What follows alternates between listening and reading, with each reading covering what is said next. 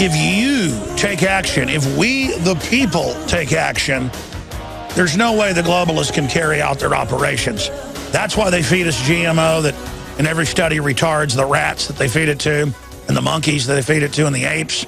That's why they give us the fluoride that in Princeton and Harvard and University of Texas and Oxford studies shows around 20% IQ reduction if you just drink fluoridated water at 1.6 part per million, which is what they put in our water, for a decade.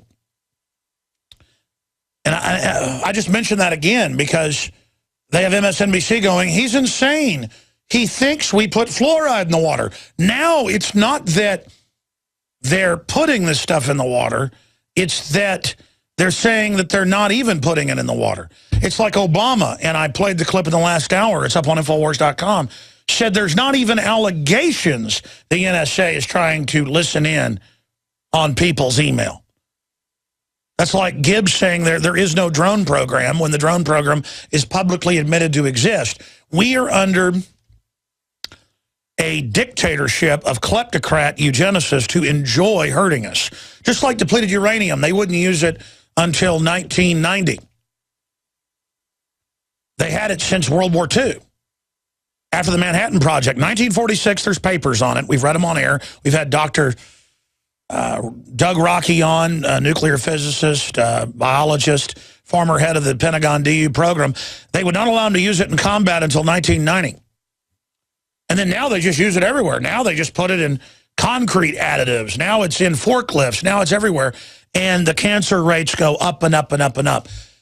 91% of nuclear reactors are leaking. That's an Associated Press headline you can pull up.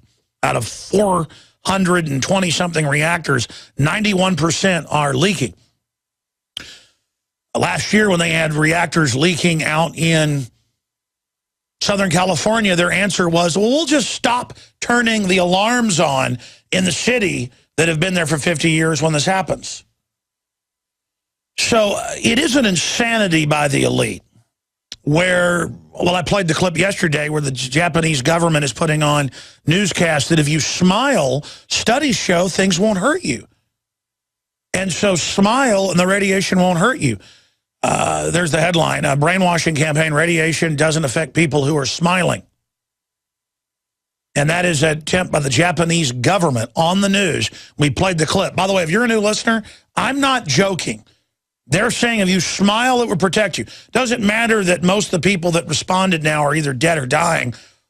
You know, the hundreds of people that were willing to go in there and try to clean that up. And now it's melting down and degrading even more.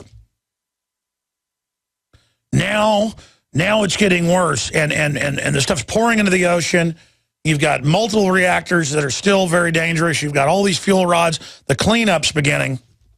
And you've got TEPCO saying it's extremely dangerous, but you've got our media saying there's no problem, even though 3 months after the FDA tested yellowfin tuna off San Diego and didn't tell people for a year after that.